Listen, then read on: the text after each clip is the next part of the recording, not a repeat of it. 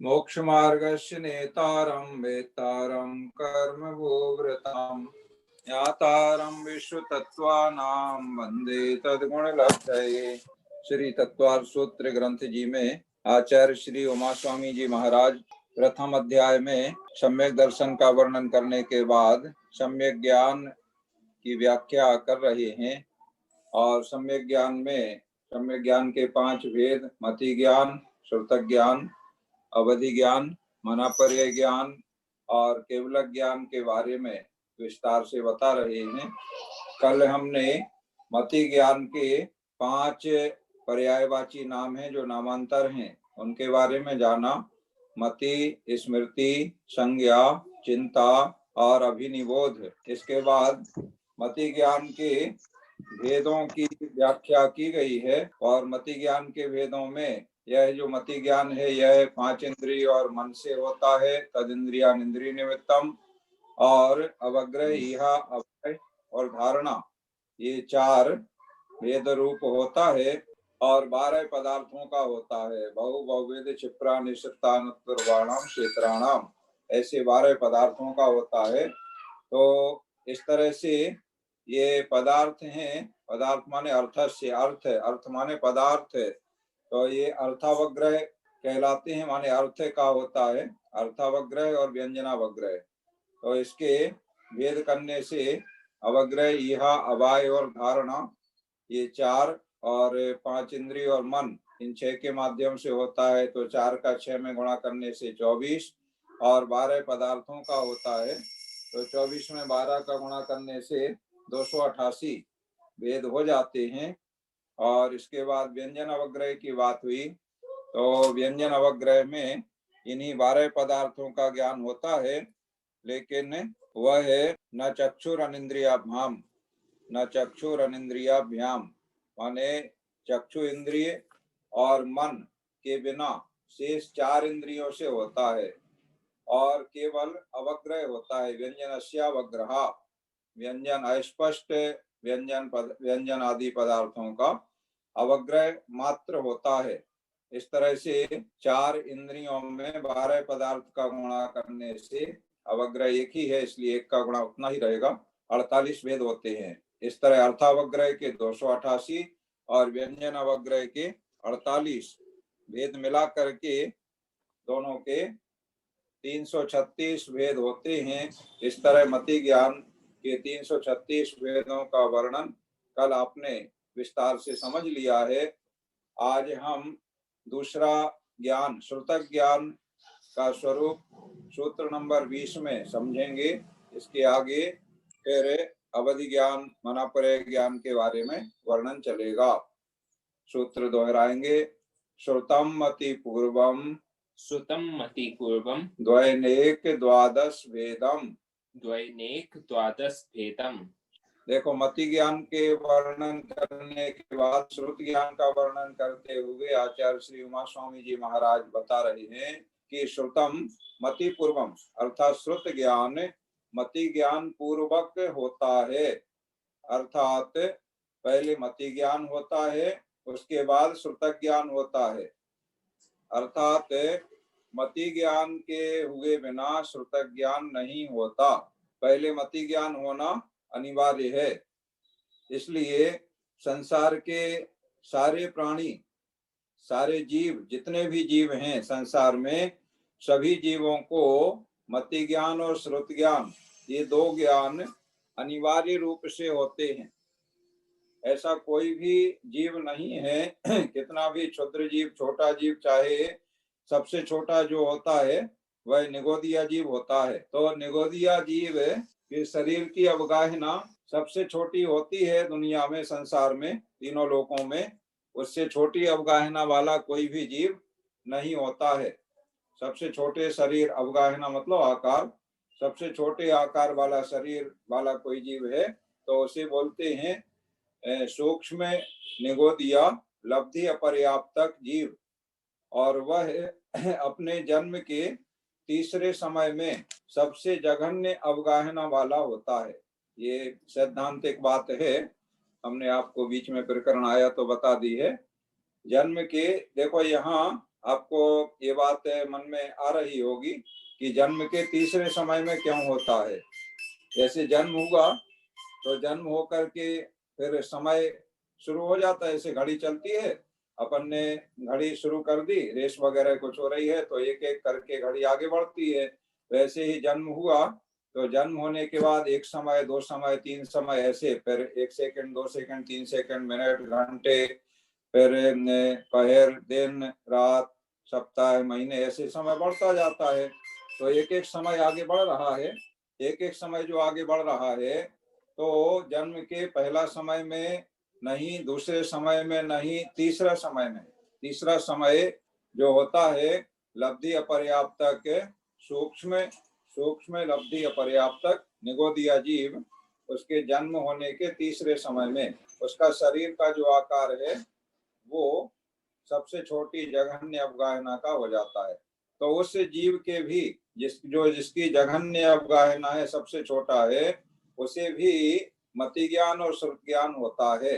मति ज्ञान, क्योंकि श्रुत ज्ञान जो होता है वो बिना मति ज्ञान के नहीं होता है, इसलिए मति ज्ञान जरूर होगा और श्रुत ज्ञान होगा, दोनों उसके होते हैं। अब कितना श्रुत ज्ञान होता है ऐसा अगर प्रश्न आए तो अक्षर का अनंतवा भाग होता है। अक्षर का अनंतवा भाग, जो अक्षर हम पढ़ते हैं ना, तो जैसे का, खा, गा या आ, स्वर या व्यंजन, कोई भी अक्षर की हम बात करें तो उस अक्षर का अनंतवा भाग माने अनंत, निगोदिया के अनंत जीवों को के ज्ञान को मिला दें तब एक अक्षर का ज्ञान बनेगा। इतना, ये सबसे सूक्ष्म ज्ञान कहलाता है, सबसे कम, माने इससे कम ज्ञान किसी को नहीं होता है, ये सबसे कम ज्ञान होता है। अभी श्रुत ज्ञान की बात यहाँ चल रही है तो श्रुत ज्ञान के भेदों की बात करेंगे। तो श्रुत ज्ञान के भेद जब करते हैं 20 भेद का वर्णन आता है, तो उन 20 भेदों में जो पर्याय ज्ञान होता है वह सबसे पहले सबसे छोटा होता है और वही पर्याय ज्ञान उन्हें सूक्ष्म निगोदिया जीवों को हुआ करता है और वह अक्षर का अनंतमा भाग होता है। अभी सूत्र का अर्थ हम अच्छे से देख लें तो श्रुतम मति पूर्वम माने श्रुत ज्ञान मति ज्ञान पूर्वक होता है। इसके ये तो इसकी परिभाषा हो गई श्रुत ज्ञान की, उत्पन्न होने का क्रम हो गया। और इसके बाद श्रुत ज्ञान के भेद बताए हैं, 2, अनेक, द्वादश। द्वैनेक मतलब 2, अनेक और 12 भेद वाला है। वह श्रुत ज्ञान 2 भेद वाला है, अनेक भेद वाला है, 12 भेद वाला है। ऐसे 3 प्रकार से क्यों बताया है? इसलिए बताया है कि मूल में श्रुत ज्ञान के 2 भेद हैं। तो पहला भेद है अंग बाह्य और दूसरा भेद होता है अंग प्रविष्ट। अब दोनों के भेद करें तो अंग बाह्य के अनेक भेद हैं और अंग प्रविष्ट के 12 भेद हैं। अंग बाह्य के अनेक भेद हैं और अंग प्रविष्ट के 12 भेद हैं। 12 माने द्वादश। तो द्वादश जो अंग प्रविष्ट के 12 भेद हैं, जो हम लोग द्वादशांग जिनवाणी माता की जय ऐसे बोलते हैं ना, 12 अंग द्वादशांग, वही अंग प्रविष्ट के 12 भेद हैं। ये जो द्वादशांग है 12 अंग हैं, जिनकी तीर्थंकर केवली भगवान की वाणी, तीर्थंकर की जो दिव्य ध्वनि होती है उसे गणधर देव सुनते हैं और धारण करते हैं और अंतर मुहूर्त में द्वादशांग रूप श्रुत की रचना कर देते हैं, माने व्याख्या कर देते हैं द्वादशांग रूप में गूंथ करके, तो वो द्वादश अंग कहलाते हैं। ऐसे उनके नाम है आचारांग, सूत्रकृतांग, स्थानांग, संवायांग, व्याख्या प्रज्ञप्ति अंग, ज्ञात्र धर्म कथांग, उपासकाध्ययन अंग, अंताकृत दशांग, अनुत्तरोपादिक अंग, कृष्ण व्याकरण अंग, विपाक सूत्र अंग और दृष्टि प्रवाद अंग। इस प्रकार से ये 12 अंग श्रुत ज्ञान के अंग प्रविष्टि के भेद में आते हैं। और जो एक एक अंग में कितने कितने पद होते हैं, कितने कितने अक्षर होते हैं, इसका वर्णन भी आता है। पूजन में पढ़ते हैं हम लोग, पहलो आचारांग बखानो पदे अष्टादश सहस्र प्रमाणो दूजो सूत्र कृतम अभिलाषम पद 36 सहस्र गुण भाषम। ऐसे पहला जो आचारांग है उसके 18,000 पद हैं, उसमें दूसरा सूत्र कृतांग है उसमें 36,000 पद हैं। इसी तरह आगे आगे के अंगों में और बढ़ते बढ़ते हुए पद होते हैं। फिर पद कितना होता है तो पद की भी व्याख्या आई है। एक पद में कितने करोड़ अक्षर होते हैं, उनकी संख्या निश्चित है, तो इतने करोड़ अक्षर का एक पद होता है। इस तरह से संपूर्ण जिनवाणी के श्रुत ज्ञान के संपूर्ण अक्षर कितने हैं उनकी गिनती आ जाती है। और उसमें पद में विभाजन करने के बाद कुछ अक्षर जब शेष बचते हैं तो उन अक्षरों से वो एक पद से कम के अक्षर बचते हैं। तो उतने अक्षरों से एक पद चूंकि नहीं बन सकता है, इसलिए वो जितने अक्षर बचते हैं उनसे संबंधित जो ज्ञान है वो अंग बाह्य ज्ञान कहलाता है। तो उसके अनेक भेद हैं। इस प्रकार से अंग बाह्य और अंग प्रविष्ट ये दो भेद श्रुत ज्ञान के हो जाते हैं। इस तरह श्रुत ज्ञान की बात करके एक ही सूत्र में श्रुत ज्ञान की बात पूरी हो गई है। अब आगे अवधि ज्ञान के बारे में बताया जा रहा है। सूत्र नंबर 21 दोहराएंगे। भव प्रत्ययो बधिर भव प्रत्ययो बधिर देव नारकाणाम। देव नारकाणाम। देवनारकाणाम। यानी ये जो अवधि ज्ञान है इसके दो भेद हैं। तो पहले भेद का वर्णन यहाँ पर किया जा रहा है। अवधि ज्ञान किसे कहते हैं ये हमने आपको 9वें सूत्र में बता दिया था। मति श्रुतावधि मन परे केवलानि ज्ञानम की अवधि ज्ञान जो द्रव्य क्षेत्र काल भाव की मर्यादा सहित रूपी पदार्थों को प्रत्यक्ष जानता है वह है अवधि ज्ञान कहलाता है। और ऐसा जो अवधि ज्ञान है उसके स्वामी की अपेक्षा से यहाँ पर बताया गया है। पहले तो दो भेद बताए गए, तो पहला भव प्रत्यय है और दूसरा आगे वर्णन आएगा उसे गुण प्रत्यय कहते हैं। उसी का दूसरा नाम क्षयोपशम निमित्तक भी होता है। तो भव प्रत्यय का मतलब होता है जिसमें भव ही कारण है। भव माने वो पर्याय, ऐसे भव माने संसार भी होता है और वो पर्याय भी होता है। जिस पर्याय में जो जीव जाता है वो उसका भव कहलाता है। कितने भव बीत गए माने कितनी पर्याय बीत गई, ऐसा आता है ना। कितने भव बीत गए संकल्प विकल्पों में जिया कब तक उलझेगा, ऐसा भजन पढ़ते हैं। तो भव का मतलब वही पर्याय। तो भव प्रत्ययो बधिर देव नारकाणाम। जो भव प्रत्यय नाम का अवधि ज्ञान है वह देवों को और नारकियों को होता है। इसका मतलब क्या हुआ कि सारे देवों को अवधि ज्ञान होता है और सारे नारकियों को अवधि ज्ञान होता है। जितने भी जीव हैं नरक में उन सबको अवधि ज्ञान है। जितने भी जीव हैं देव पर्याय में उन सबके लिए अवधि ज्ञान है। भव ही जिसमें कारण है माने उस पर्याय में जो भी जाएगा उसे अवधि ज्ञान होगा, ऐसा नियम है।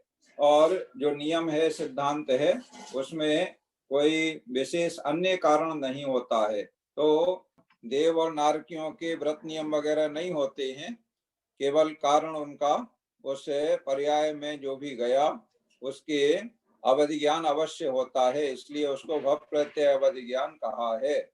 अब वहां पर देखो कुछ सम्यक दृष्टि होते हैं और कोई मिथ्या दृष्टि होते हैं। तो चाहे सम्यक दृष्टि हो चाहे मिथ्या दृष्टि हो अवधि ज्ञान जरूर होगा। लेकिन जो मिथ्या दृष्टि है उनका वह कुअवधि ज्ञान कहलाएगा, जिसे विभंगावधि भी कहते हैं। और जो सम्यक दृष्टि है उनका सम्यक ज्ञान अवधि ज्ञान कहलाएगा। ये अंतर आ जाता है, लेकिन अवधि ज्ञान सभी के होगा। अब आगे सूत्र नंबर 22 में दूसरा भेद बताते हैं अवधि ज्ञान का। सूत्र दोहराएंगे। क्षयोपशम निमित्त क्षयोपशम निमित्त षड विकल्प शेषाणाम। षड षड विकल्प विकल्प शेषाणाम। अब देखो शेषाणाम माने शेष जीवों के। अब शेष जीव कौन बचे हैं? शेष जीव बचे त्रियंच और मनुष्य, चार गति के जीव है ना। तो नरक गति की बात हो गई, देवगति की बात हो गई। अब शेषाणाम, तो शेष कौन बचे? मनुष्य गति के जीव बचे, माने मनुष्य बचे, और त्रियंच गति के त्रियंच बचे। तो उनके जो शेष बचे हैं उनके दूसरा जो अवधि ज्ञान है वह होता है। दूसरा कौन सा है? यहाँ क्षयोक्षम निमित्ता सूत्र में कहा गया है, और इसी को गुण प्रत्यय भी कहते हैं। तो क्षयोक्षम, क्षयोक्षम होना माने ज्ञानावरण। क्षयोक्षम किसका होना? ज्ञानावरण कर्म का क्षयोक्षम होना। तो ज्ञानावरण कर्म के वही 5 भेद हो जाते हैं, जो 5 ज्ञान है। मति ज्ञानावरण, श्रोत ज्ञानावरण, अवधि ज्ञानावरण, मनापरे ज्ञानावरण और केवल ज्ञानावरण।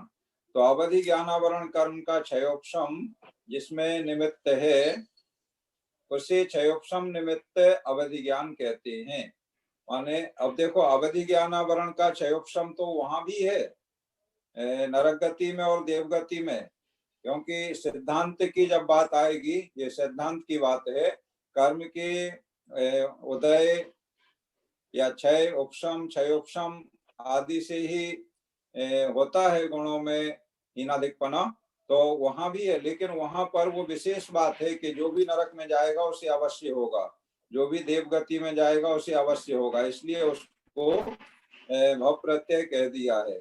अवधि ज्ञानावरण का क्षयोक्षम वहां भी है और यहाँ भी है, दोनों में है। लेकिन यहाँ मनुष्यों और त्रियंचों को जो अवधि ज्ञान होता है उसमें भव प्रत्यय नहीं है कि जो भी मनुष्य बने उसको होगा, जो भी त्रियंच बने उसे, ऐसा नहीं है, इसलिए ये उससे अलग है। लेकिन क्षयोक्षम निमित्त यहाँ भी है और वहां भी है। बिना अवधि ज्ञानावरण के क्षयोक्षम के अवधि ज्ञान नहीं होगा, ना यहाँ होगा ना वहां होगा। तो यहाँ पर चूंकि केवल क्षयोक्षम निमित्त ही कारण है, भाव कारण नहीं है, इसलिए इसको क्षयोक्षम निमित्त या इसी का दूसरा नाम गुण प्रत्यय, भव प्रत्यय, गुण प्रत्यय से तो मिल जाती है, कहा जाता है। और इसके षड विकल्पा माने 6 भेद हैं। 3 चीजें इसमें आ गई। पहली चीज आ गई क्षयोक्षम निमित्ता, दूसरी चीज आ गई षड विकल्पा, और तीसरी चीज आ गई शेषाणाम। तो शेषाणाम का अर्थ आपने समझ लिया, क्षयोक्षम निमित्त समझ लिया। अब षड विकल्पा, षड विकल्प का मतलब इसके 6 भेद हैं। जो क्षयोक्षम निमित्त गुण प्रत्यय अवधि ज्ञान होता है वह मनुष्यों को होता है और त्रियंचों को होता है। तो सारे मनुष्यों को, सारे त्रियंचों को ऐसा नहीं है, किसी किसी मनुष्य को, माने जिसके अवधि ज्ञानावरण का क्षयोक्षम होगा उसे अवधि ज्ञान की प्राप्ति हो जाएगी। मनुष्य को भी हो सकती है और त्रियंच को भी हो सकती है, सामान्य श्रावकों को भी हो सकती है। त्रियंच भी सामान्य श्रावक ही होते हैं, और साधुओं को भी हो सकती है, सबको हो सकता है। तो इसके भेद हैं, तो भेदों को आप समझ लेंगे तो उसमें पता चल जाएगा कि सबको होगा तो किसको कितना होगा, ऐसा इससे पता चल जाएगा। तो 6 भेद में ये जोड़े से हैं, 3 जोड़े में वर्णन करेंगे। जैसे बहुवेद में था बहुवेद, बहुवेद, ऐसे एक वेद, ऐसे इसके 3 जोड़े हैं। तो पहला जोड़ा बनेगा अनुगामी अननुगामी। ये जोड़े इसलिए बनाए हैं कि एक दूसरे के विपरीत हैं। जैसे अनुगामी का मतलब होता है जो साथ में जाए, साथ में जाए वो अनुगामी कहलाता है। और अननुगामी जो साथ में नहीं जाए, तो साथ में कहाँ जाए और कहाँ नहीं जाए, उसके भी 2 भेद हैं, क्षेत्र और भव। क्षेत्र से मतलब जैसे यहाँ पर इंडिया में, भारत में कोई है और भारत में उसको अवधि ज्ञान उत्पन्न हुआ, और भारत से वो दूसरे क्षेत्र में जाता है, अमेरिका गया, तो अवधि ज्ञान भी उसके साथ जाएगा या नहीं जाएगा? तो जाएगा तो वो क्षेत्र अनुगामी कहलाएगा, माने साथ में जा रहा है दूसरे क्षेत्र में भी। और अगर नहीं जाएगा, यहाँ था तो अवधि ज्ञान था और दूसरी जगह गया तो नहीं है, तो वो अननुगामी हो जाएगा। इसी तरह से भव अनुगामी, माने इस पर्याय में अभी है और यहाँ से पर्याय बदलेगा, मरण होगा, तो दूसरी पर्याय में भी रहेगा कि नहीं रहेगा? अगर रहेगा तो वो भव अनुगामी कहलाएगा, और नहीं रहेगा तो अननुगामी कहलाएगा। दूसरा युगल है वेदों में, 6 हैं तो 3 युगल में वर्धमान और हीयमान। वर्धमान का मतलब जो निरंतर बढ़ता जाए, बढ़ता जाए, बढ़ता जाए। जैसे शुक्ल पक्ष में चंद्रमा की कलाएं बढ़ती जाती हैं, और इसका विपरीत होता है हीयमान, जो घटता जाए घटता जाए घटता जाए। जैसे कृष्ण पक्ष में अभी चल रहा है, चंद्रमा की कलाएं घटती जाती हैं। अभी क्लास के पहले हम छत पे टहल रहे थे, तो हमने नेवी से कहा कि देखो चंद्रमा नहीं निकला अभी, 5 मुहूर्त बीतने के बाद निकलेगा। 5:45 यहाँ सूर्यास्त हुआ, तो 5 मुहूर्त मतलब लगभग 4 घंटे, 4 घंटे पूरे। तो 4 घंटे बाद 9:45 बजे करीब चंद्रमा का उदय होगा और फिर पूरी रात वो रहेगा। तो जैसे चंद्रमा कृष्ण पक्ष में कलाएं कम होती जाती हैं, उसी प्रकार से जो हीयमान अवधि ज्ञान है वह निरंतर घटता जाता है। अब तीसरा युगल है अवस्थित और अनवस्थित। अवस्थित का मतलब जितना है उतना ही बना रहे, उत्पन्न होते समय जितना था उतना ही बना रहा। और अनवस्थित इसका विपरीत है। अनवस्थित माने कभी घट जाए, कभी बढ़ जाए, फिर घट जाए, फिर बढ़ जाए, माने सदा एक सा नहीं रहे। इस प्रकार से 6 भेद इस अवधि ज्ञान के हो जाते हैं। इस तरह अवधि ज्ञान की बात पूरी हो गई और अब आगे मनापर्य ज्ञान की बात चलेगी। अभी समय हो रहा है, कल आप लोग पाठ नहीं सुना पाए थे, हम अपनी व्यस्तता के कारण जल्दी उठ गए थे, तो आज आप पाठ सुना दें और उसके बाद अपने प्रश्न जिज्ञासाओं का समाधान करें।